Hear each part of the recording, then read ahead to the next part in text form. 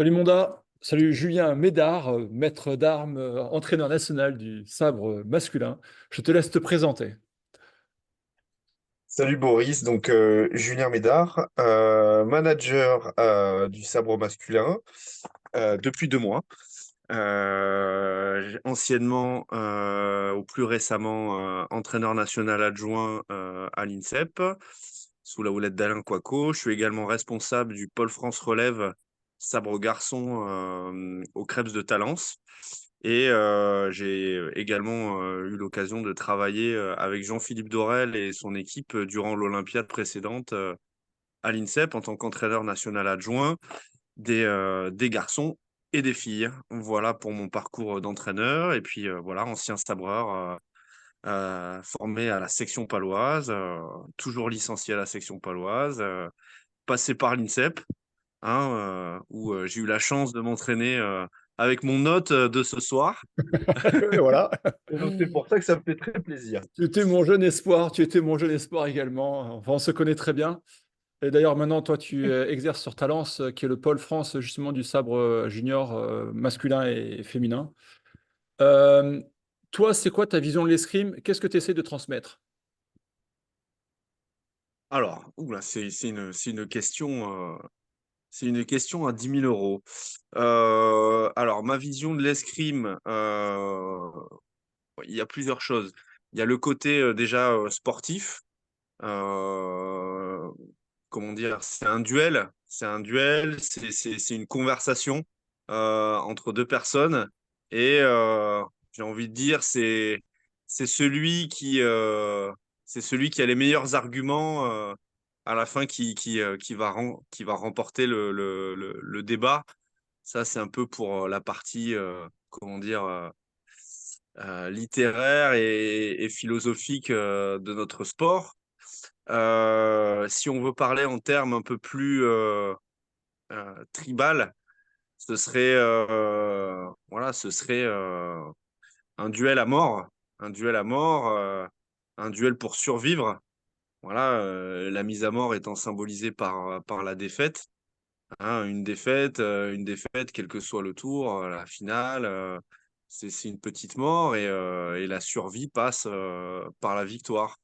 Donc voilà, c'est pour ça pour qu'on peut retrouver des personnalités assez fortes avec des réactions comment dire, humaines assez violentes. L'escrime, c'est beaucoup de partage et d'échange parce que bah, d'une part, on peut pas progresser et on peut pas avancer dans notre discipline en étant seul. C'est pas possible. Rien que déjà par le fait du duel, un combat, on peut pas faire un combat tout seul. Donc pour qu'il y ait un beau duel, un bel assaut, déjà il faut être deux. Voilà. Et donc pour progresser, j'ai envie de dire, bah, il faut se nourrir un petit peu de tout ce qu'on peut avoir chez les autres, que ce soit positivement et même négativement. Voilà, donc des échanges, des partages avec les athlètes, avec les maîtres d'armes, avec les parents des jeunes, les familles, les proches des personnes avec qui on est censé travailler. Donc voilà, c'est pour ça que c'est, euh, c'est un sport et c'est un métier, le métier que je pratique actuellement qui est quand même voilà, très intéressant et très enrichissant. Ah, c'est vrai que l'escrime, Pas si j'ai répondu à la question, non, non, mais mais on va digresser, puis on va y revenir. C'est vrai que l'escrime est un sport effectivement d'opposition qui va confronter deux athlètes, où effectivement, comme tu dis, il y a la notion de vie avec, et de mort avec une arme qui est là. Est-ce que toi, Alors, je te connais bien, tu es quelqu'un de très humain, et tu as une vraie intégrité dans ta démarche et dans ce que tu es. Euh, Quand toi, tu abordes l'escrime, avec les gars, comment toi tu portes quoi comme attention? On serait vraiment sur des techniques, tactiques, de la mise en place de stratégies. C'est vrai que toi, tu es venu à l'école paloise avec Alain Quaco, où après il y avait aussi cette grinta là que vous ameniez vous dans les matchs. Euh, tu t'occupes des jeunes, tu t'es occupé des jeunes principalement là ces derniers temps, et même si avant tu étais avec les athlètes des équipes de France garçons-filles, donc le haut niveau du sabre français, tu le connais depuis quelques années maintenant. Toi, quand tu es à côté des athlètes, et ça on en parlera après, mais en fait, qu'est-ce que toi t'apportes dans ta leçon, dans ta mécanique de programmation? Alors, ouais, tu l'as déjà dit un petit peu, il y a différents profils. Moi, j'ai pas encore le côté formateur qu'on peut retrouver dans les clubs, puisque j'ai eu une expérience super au club de Maison Alfort il y a 3 ans, où j'ai travaillé pendant 6 mois avec vraiment des très jeunes, des tout petits, des benjamins, des minimes, vraiment des personnes qui découvrent notre sport. Donc là, l'approche, dans un premier temps, elle va être vraiment ludique, elle va être bien leur faire comprendre les règles du sabre, voilà, pour qu'ils puissent s'amuser déjà dans un premier temps et que ce soit pour eux des moments plaisants. Après, quand on commence à entraîner des jeunes qui, euh, qui ont des objectifs et qui ont une envie de percer dans le haut niveau, moi, ma philosophie, elle est avant tout technique. Voilà, dans vraiment la précision des gestes, essayer d'être le plus précis possible dans ce qu'on fait avec nos pieds, avec notre main, euh, de la coordination, des changements de rythme. Voilà, vraiment un socle de compétences basiques à avoir qui, pour moi, est indispensable pour réussir à haut niveau. Alors après, c'est ma manière de voir les choses actuellement. Moi, je me suis beaucoup inspiré de comment j'ai été formé aussi à Pau. Hein. Tu en as parlé tout à l'heure. Moi, j'ai été nourri à la leçon individuelle, au GAM, avec beaucoup de répétitions, beaucoup d'exigences dans les gestes techniques. Mais aujourd'hui, dans le sabre en France, du moins, il y a des sensibilités différentes un petit peu partout. Voilà. Donc, moi, ce que je peux proposer ne va pas forcément convenir à tout le monde, à une certaine masse. Après, du coup, j'essaye de m'adapter un petit peu, notamment chez les jeunes du pôle, j'essaie de m'adapter à certaines de leurs spécificités physiologiques, de caractère. À un moment donné, quand il y a des choses qui sont pas acquises, j'hésite pas à revenir en arrière sur des étapes précédentes et peut-être passer par des chemins différents pour essayer de bien faire acquérir à ces jeunes ce que je demande. Donc voilà, donc pour moi, c'est ça qui est important, un socle technique de base très important. Ensuite, il y a tout le côté, il y a tout le côté esprit du haut niveau, quoi. Commencer dès le plus jeune âge à leur faire comprendre que même si on a du talent, même si on est doué, qu'on sent bien les choses dans notre sport, si on travaille pas régulièrement, qu'on est sérieux et qu'on est dans une certaine recherche de s'améliorer constamment, il y a peu de probabilité, il y a peu de probabilité d'y arriver, quoi. Donc ça, c'est deux éléments fondamentaux pour moi quand j'essaye d'enseigner l'escrime. Et puis bon, après, voilà, il y a des choses plus, comment dire, plus qui vont se rapprocher de mes valeurs personnelles à moi, qui sont le respect des gens qui nous entourent, le respect des horaires, le fait voilà, de pas baisser les bras, de rien lâcher, même quand c'est difficile, d'essayer d'aider les autres, d'aider les copains qui sont pas bien, parce que voilà, même si on fait un sport individuel, on peut pas y arriver tout seul. On a besoin des autres pour progresser. Et c'est dans l'intérêt de tout le monde que le groupe qu'on peut avoir, que ce soit dans un club avec des petits, dans un pôle France Jeune avec des jeunes adolescents ou même en senior chez les adultes, c'est important d'avoir un groupe voilà, soudés et solidaires, et c'est pas toujours facile. C'est pas toujours facile de faire comprendre que voilà, bah, les intérêts personnels de chacun peuvent aussi être mis au service d'un groupe, quoi. Donc voilà, donc j'ai parlé un petit peu des très jeunes et des jeunes qui sont en accession au niveau. Chez les seniors, dans mon expérience de ces dernières années, c'est un travail qui va être différent. Alors bien sûr, il y a du travail technique, parce que tout le monde n'arrive pas avec le même niveau technique quand on arrive dans un pôle France senior ou dans une académie privée aujourd'hui, parce qu'il y a des académies qui font du très haut niveau aujourd'hui en France. Voilà, tout le monde n'arrive pas à égalité. Donc, il y en a certains bah, qui vont avoir besoin peut-être de rattraper un petit peu de retard technique. Donc, le travail va être dans un premier temps orienté là-dessus. Après, euh, au haut niveau senior, à mon avis, le plus gros du travail, il est vraiment dans la compréhension de notre sport, Ouais, qu'est-ce parce qu'on que doit faire, pour marquer plus de touches que son adversaire. Voilà, donc là, on va parler plus de choses stratégie, tactiques, technico-tactiques, stratégie, euh, mise de en place de la stratégie, stratégie. mise en place de voilà, la rigueur mentale, la rigueur des choix et Voilà. effectivement la Et, possibilité de pouvoir accepter de prendre des touches, de pouvoir comprendre la mécanique de l'action et toutes ces choses-là, effectivement. exactement comment structurer un match. Voilà, que c'est pas parce qu'on prend une touche bah, que il faut complètement la bannir de son jeu. Elle a pas marché une fois, mais elle va peut-être marcher à un autre moment. La touche qu'on vient de prendre, elle va peut-être nous permettre d'avoir beaucoup d'informations, Mm. des informations de cible, des informations de timing. Voilà, tout ça, c'est des choses qui se travaillent, à mon sens, plus sur le haut niveau senior. Voilà.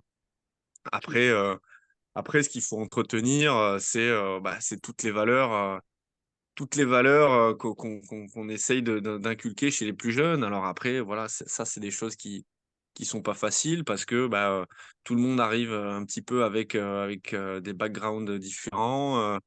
On arrive certains arrivent de pôle, certains arrivent directement de club, certains émergent sur le tard. Voilà, il y en a certains qui, dans les catégories de jeunes, n'ont jamais fait un championnat d'Europe, un championnat du monde cadet ou junior, et puis qui comprennent les choses un peu plus tard que les autres, quoi. Donc voilà, il faut être un peu un caméléon.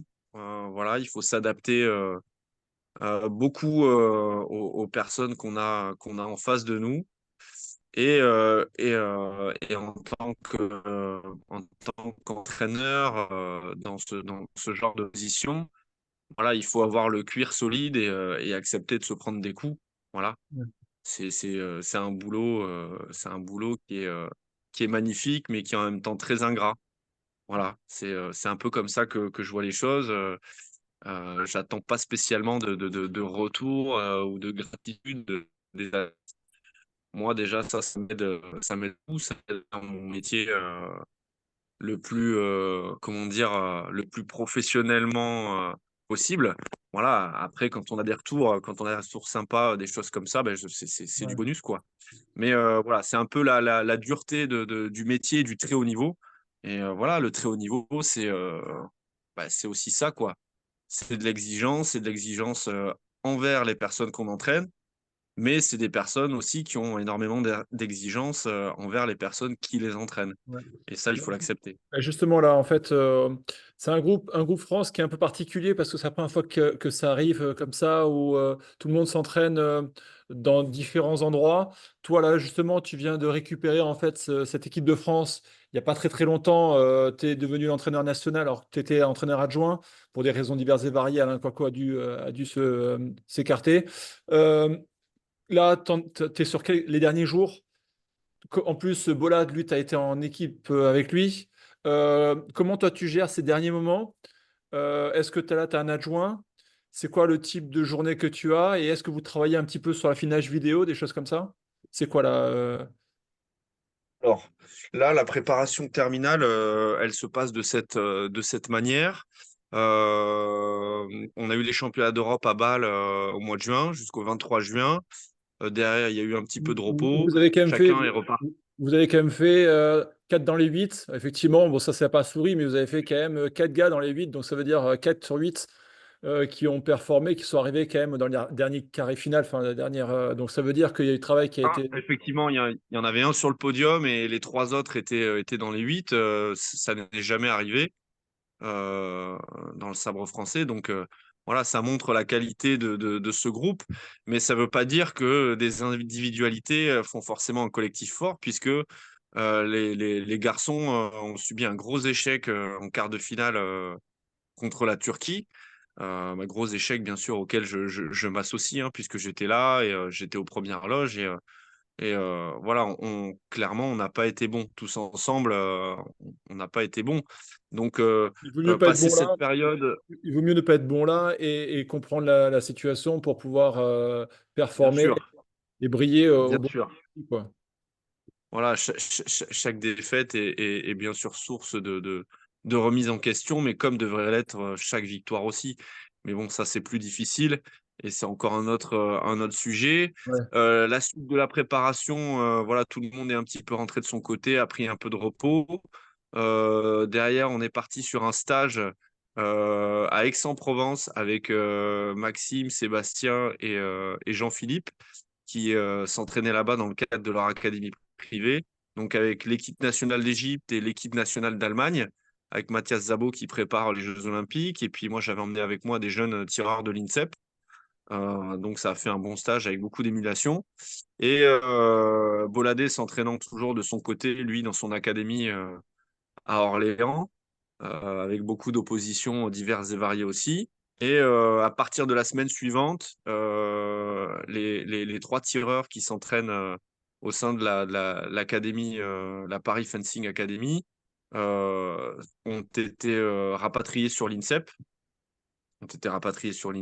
pour des raisons que tout le monde connaît. Voilà, leur entraîneur entraîne une équipe nationale qu'on va rencontrer, l'Égypte en l'occurrence, Parce que aux Jeux Olympiques. vous Voilà, connaissez directement le tableau et vous savez qu'on rencontrait l'Égypte en quart de finale. voilà. Effectivement, vu qu'il y a il y a deux tireurs, trois tireurs qui sont avec dans la même académie, du coup, ça crée enfin, une complication, je sais pas comment on appelle ça, mais ça devient compliqué Conflit pour d'intérêt. voilà, un conflit Un d'intérêt. conflit d'intérêt. Donc, c'est vrai que toi, tu as récupéré tous les Voilà, athlètes que toi, d'ailleurs, tu connais très bien, puisqu'en fait, tu les entraînais avant. Donc, toi, tu les connais vraiment très bien.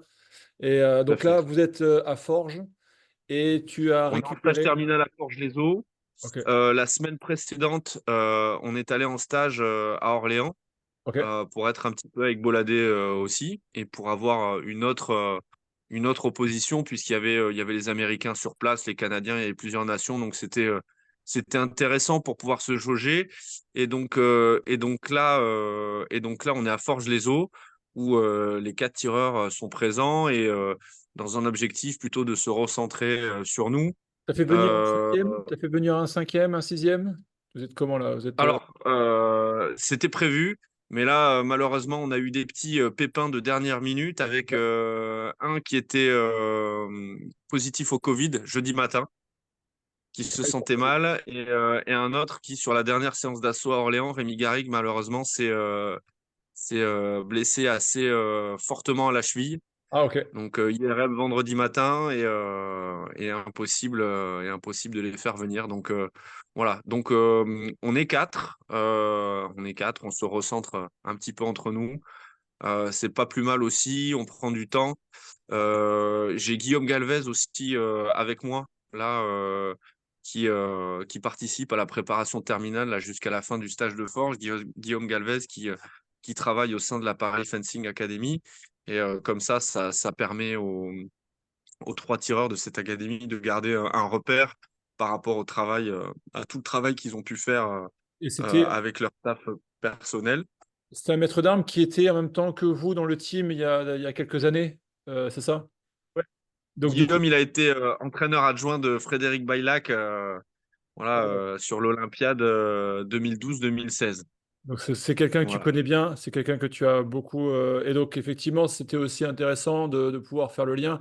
Parce que c'est vrai que toi, Voilà. tu fais le lien entre ces différentes personnalités. Et l'objectif, c'est que tu les amènes toi au plus haut et qu'elles brillent par ton accompagnement aussi, quoi. Là, Tout à fait. quand tu vas être au jeu, toi, euh, comment ça se passe s'il y a deux tireurs qui tirent en même temps? Est-ce que toi, tu as le sabre féminin qui est avec toi? Il y a Mathieu Gourdin et Damien Touillat. Est-ce qu'ils vont venir sur la piste? Ça se passe comment? Tu vois, parce que tu peux pas, des fois, tu peux pas Là, décider parce qu'il peut y avoir deux Français qui vont tirer en même temps, quoi. Comment ça se passe pour toi? là, concrètement, la répartition du coaching est faite. Boladé sera coaché par Christian Bauer. Sébastien sera coaché par Damien Touillat. Ok, Voilà, à sa demande, parce que voilà, il a un bon feeling avec Damien. Damien l'a entraîné, comme Maxime d'ailleurs, quand ils étaient au Pôle France Relève à Tarbes. Voilà, il y a 5-6 ans encore, avant qu'ils arrivent à l'INSEP. Donc voilà, Damien, c'est quelqu'un avec qui il y a des liens forts, hein. Sébastien, il a fait ses premières médailles, championnat d'Europe et championnat du monde junior, avec 2 médailles d'argent. C'était avec Damien, donc il sera très bien accompagné. Et donc moi, je suivrai Maxime ok, Pianfetti sur ok. la journée.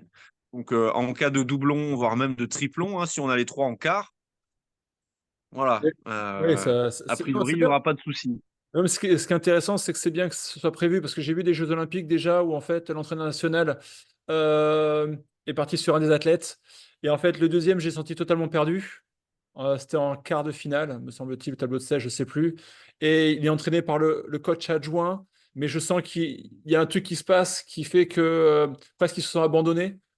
Parce que peut-être que l'entraîneur, le coach, lui avait une sorte de lien. Et c'est vrai que j'avais cette sensation que il a perdu un peu tout seul, quoi. Et c'est vrai que c'est bien là que vous quadrillez, comme ça, vous savez ce que vous pouvez vous dire, échanger les petits tips, les machins, etc. C'est vrai que je trouve que c'est vachement intelligent ce que vous faites là. Ça permet de pouvoir y aller sereinement, on sait qui est derrière, les messages. Parce que moi, ça m'est déjà arrivé à avoir des coachs derrière moi.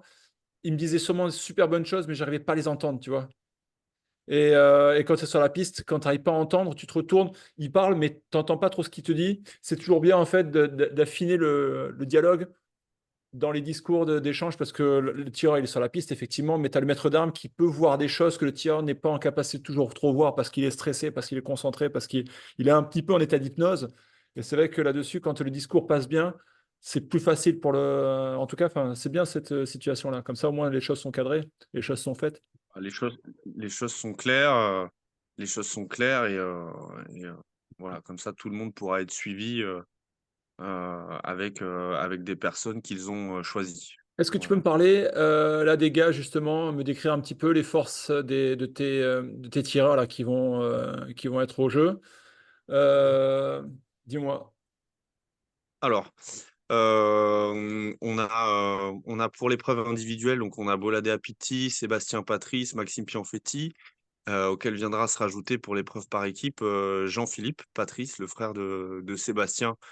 Je vais commencer par Boladé, honneur aux plus âgés.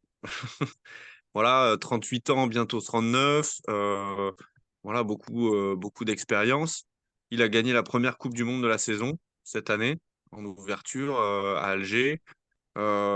Plusieurs fois médaillé au championnat d'Europe, 4 fois, hein, si je ne dis pas de bêtises. 2 médailles de bronze et 2 médailles d'argent. Malheureusement, il n'a pas encore, à mon sens, le palmarès C'est vrai. qu'il mérite ou qu'il aurait pu avoir avec pas mal d'échecs sur les grands championnats, les championnats du monde et les Jeux Olympiques.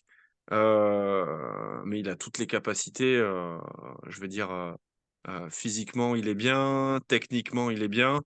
Voilà, son Il est plus gros puissant. adversaire à Boladé, ça va C'est être lui, hein. lui-même. Ouais, c'est ça.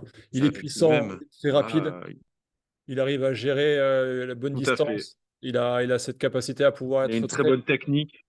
très incisif. Ouais, il a une technique. Effectivement, quand il est en feu, c'est difficile de l'arrêter.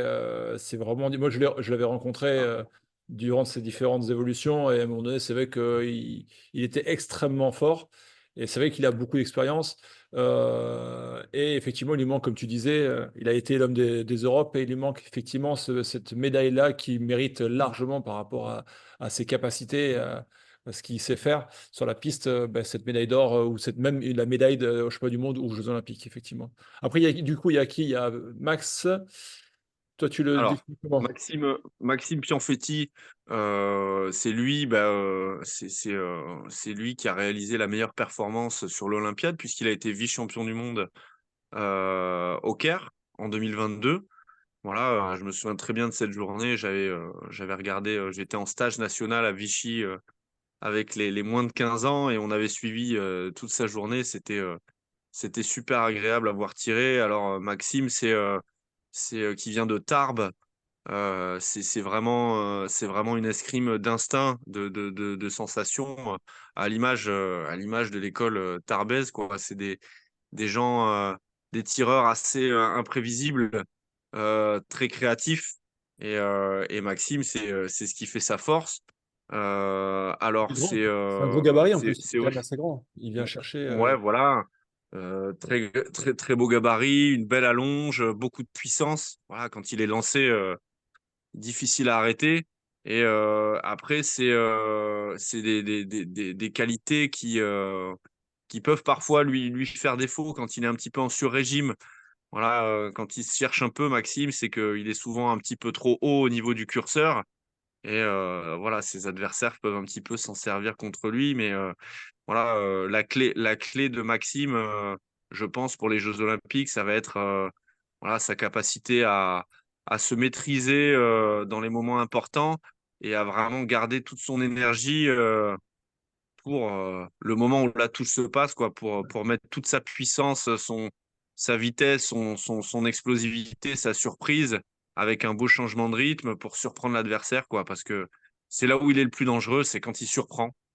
Si c'est trop prévisible, si ça part trop vite, trop tôt, il est plus prévisible et les autres peuvent s'en sortir plus facilement. Ouais, il faut qu'il canalise. Lui, il faut qu'il canalise toute son énergie, quoi. C'est un petit peu comme le troisième, Sébastien Patrice, Voilà, qui est effectivement Sébastien, un mec de feu, quoi. C'est un guerrier. exactement, Ça- exactement. C'est le feu, c'est c'est un feu d'artifice permanent. Sébastien Patrice, voilà, un talent extraordinaire. Voilà, quelqu'un qui sent énormément l'escrime depuis tout jeune. On va dire que c'était celui qui, à la base, voilà, est arrivé un peu plus sur le tard en termes de performance. Non, je dis des conneries, puisque Boladé, lui, il est arrivé en équipe de France Junior, il était J3, et Sébastien, en J1, il fait les médailles tout de suite. Mais voilà, c'était un peu une escrime de rue, j'ai envie de dire, au départ, avec une technique voilà, très approximative, beaucoup de combats, beaucoup d'énergie, énormément à l'énergie. Et ce qui fait qu'aujourd'hui, Sébastien est dans le top 8 mondial, c'est que il a gardé cette fougue et il a en plus énormément progressé techniquement toutes ces dernières années. Voilà, le fait d'avoir été, je pense, avoir suivi la filière structure Pôle France Relève, ensuite à l'INSEP, il est passé un petit peu par l'Académie Christian Bauer, ensuite à l'INSEP et à la Paris Fencing Academy avec Vincent Amstedt et Guillaume Galvez. Voilà, toutes ces expériences et toutes ces compétences, elles ont pu être acquises vraiment avec tout son parcours. C'est un buvard, hein, Sébastien Patrice. C'est quelqu'un Oui. qui s'imprègne très vite de ce qu'on lui demande. Et c'est pour ça qu'il a progressé, qu'il a eu une progression constante sur toutes ces années. Et c'est très peu étonnant de le voir là aujourd'hui. Donc, on a quand même un collectif avec trois tireurs voilà, qui sont très bons, voilà, qui ont des choses, comment dire, qui ont un petit côté obscur de la force qu'il faudra maîtriser le jour des Jeux Olympiques, quoi. Il y a Bolade Sébastien, qui, Maxime. c'est un peu Bolade, un tempérament de feu. ouais. Boladé, je pense, peut-être l'enjeu à vouloir être peut-être un peu trop propre, quelque chose qui peut l'annihiler et un petit peu le Ouais. constiper, si je puis dire. Si je puis dire, c'est pas tout à fait les mêmes problèmes entre les trois, mais voilà. Mais ils ont gagné Il- ils ont regagné en fait des compétitions par équipe. Et Tout à fait. c'est pour Voilà, ça. l'année dernière, ils ont gagné un titre de champion d'Europe Et ouais. par équipe. Voilà pour début de la qualification. Ils se sont montés sur le podium à Padoue cette année, une quatrième place au championnat du monde l'année dernière, avec une défaite du tout sur les États-Unis pour la troisième place. Une quatrième place à Madrid cette année. Donc voilà, ils sont dangereux. Ils sont dangereux et la mayonnaise par équipe qui avait un petit peu du mal à prendre au début de l'Olympiade, bah, sur la fin de l'Olympiade, on va pas dire que c'était parfait hein, parce qu'il y a eu des accros. Hein. Il y a eu un tableau de 16 à Tbilissi cette année qui a fait mal. Là, le quart de finale aux Europes.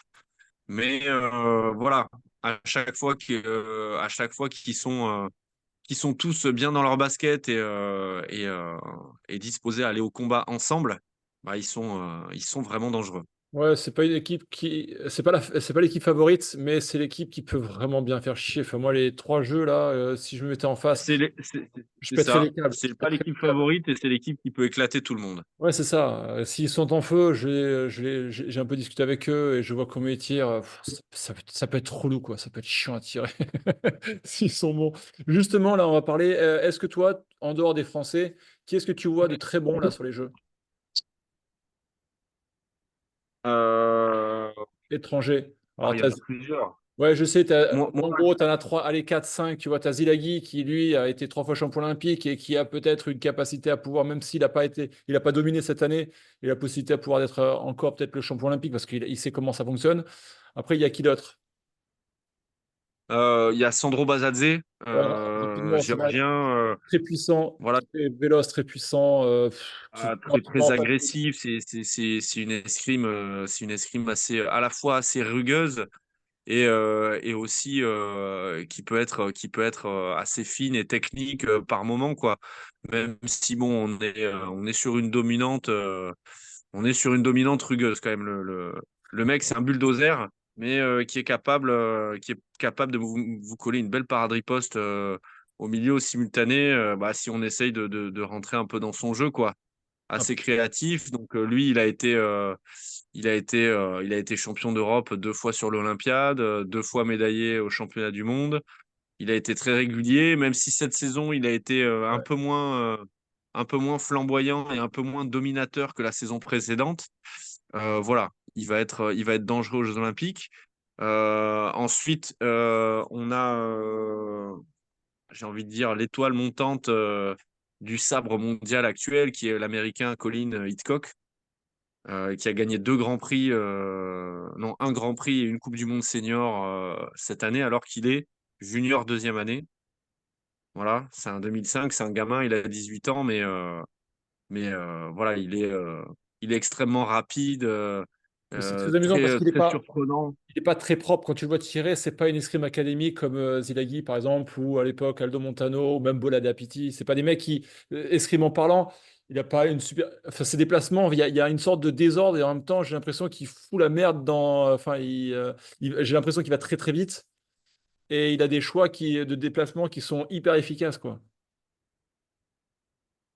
Ouais, c'est une nouvelle génération. Hein. On a on a de plus en plus de tireurs comme ça qui arrivent, et notamment des États-Unis.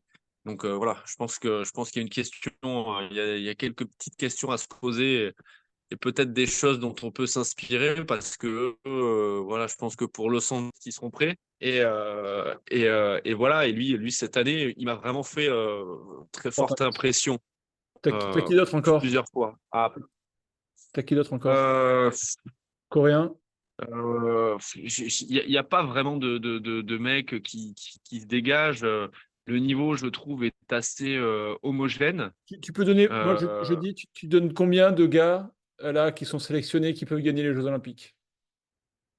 Ah bah ouais, ouais, ouais. On Étant est donné plutôt... que le niveau est assez homogène, pour moi, il y a une douzaine de mecs qui peuvent être champions olympiques. Ils sont combien là, sélectionnés en individuel? Il y en a combien en tout là?